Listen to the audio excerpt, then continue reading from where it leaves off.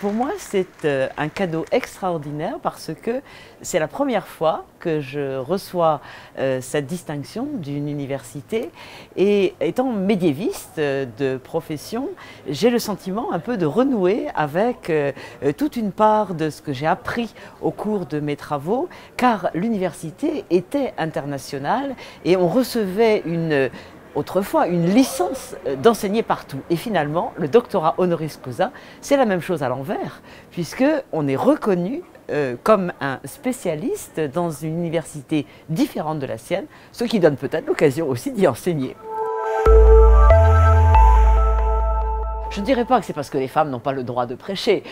mais ce qui était très important pour moi, c'était de comprendre comment fonctionnait la communication médiévale, c'est-à-dire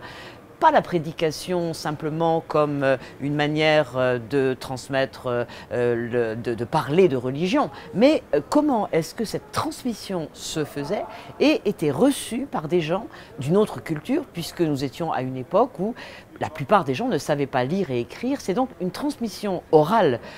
de la religion, de la Bible en particulier, et je voulais savoir comment c'était reçu. Et donc j'ai travaillé non pas sur des modèles, sur des livres du maître, mais sur des notes d'auditeurs. Et c'est ça qui était magnifique, c'était de comprendre, d'essayer de comprendre ce que les gens entendaient et retenaient de la prédication.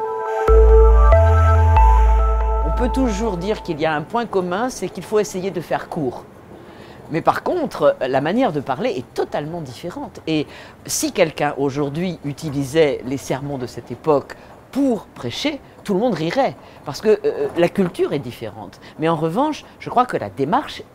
est la même à partir du moment où on s'appuie sur la Bible et sur la liturgie, qui sont les fondements même du message religieux. Et je constate aujourd'hui encore, en écoutant prêcher, que ceci reste, Dieu merci, des fondamentaux de la transmission de la foi dans le monde d'aujourd'hui.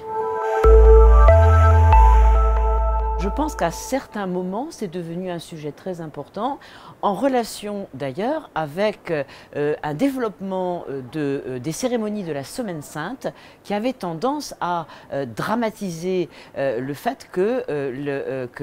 au fond,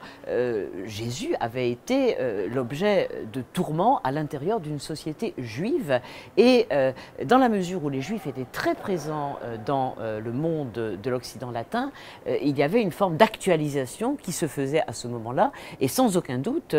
cet anti-judaïsme a existé. Il ne faut d'ailleurs pas dire antisémitisme, parce que c'est totalement différent, c'est véritablement en relation avec une manière de vivre, de revivre en quelque sorte les événements de la Passion, que dans l'émotion, effectivement, on créait aussi ces tensions extraordinaires, qui ne sont d'ailleurs qu'un aspect de la relation avec les Juifs, parce que les historiens ont montré que l'inverse existait, et que les communautés humaines, notamment dans les villes, étaient tellement soudées qu'il y avait des gens même capables d'aller devant les tribunaux défendre les Juifs qui étaient accusés de prévarication, d'usure et je ne sais quoi. Donc le monde est complexe, mais il est tout à fait vrai qu'à l'intérieur de ce monde, il y a effectivement des moments d'émotion qui dramatisent en quelque sorte cette relation sociale antagoniste entre les Juifs et les chrétiens. Mais disons que plus que les prédicateurs, les hommes politiques ont joué le rôle essentiel, parce que ce qui les intéressait, c'était l'argent des Juifs, et que tout était bon pour les exclure de la société et les renvoyer même totalement